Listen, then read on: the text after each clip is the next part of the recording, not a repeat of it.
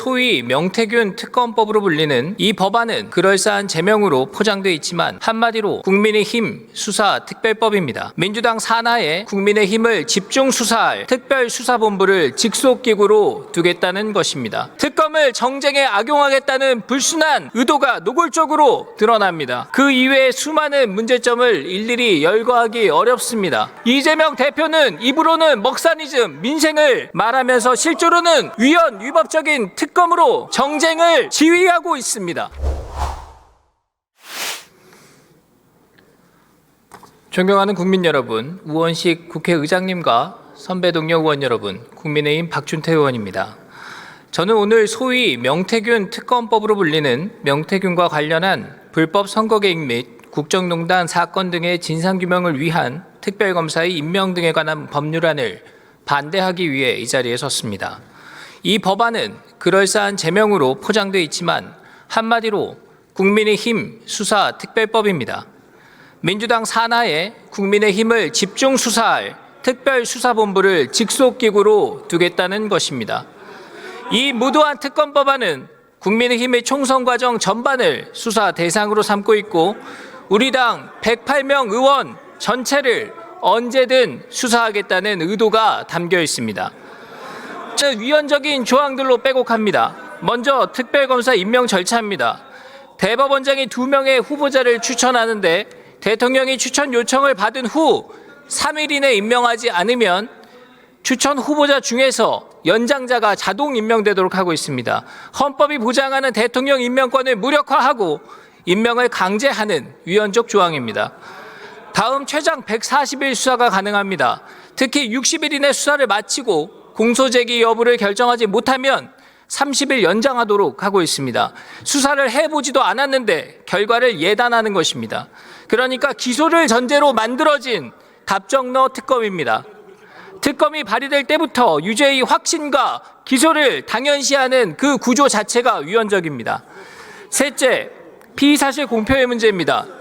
피의사실을 제외하고 언론 브리핑을 할 수 있도록 규정하고 있습니다. 꼼수고 말장난입니다.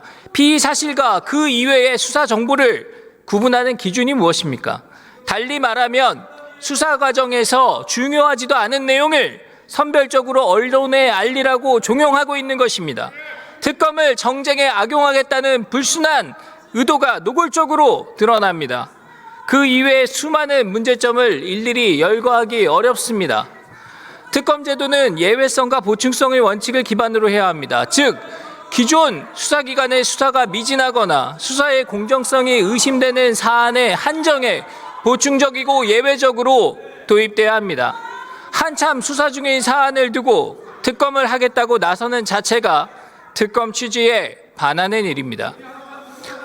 존경하는 국민 여러분, 동특검 법안은 윤석열 정부 들어 야당이 발의한 31번째 특검 법안입니다. 국회 법제사법위원회에서는 숙려기간이 도래되기도 전에 민주당 다수의 힘으로 일방상정됐으면 물론이고 상임위에서도 충분한 숙의나 토론 과정 없이 민주당 단독으로 통과된 것입니다. 윤석열 대통령이 말한 거야의 입법 독주, 의회 폭거의 무수한 증거 중에 하나입니다. 이재명 대표는 입으로는 먹사니즘, 민생을 말하면서 실제로는 위헌 위법적인 특검으로 정쟁을 지휘하고 있습니다. 먹사니즘이 진심이라면 지금이라도 특검 법안을 철회하고 국회 앞마당에 민생을 위한 토론의 장을 펼쳐야 합니다.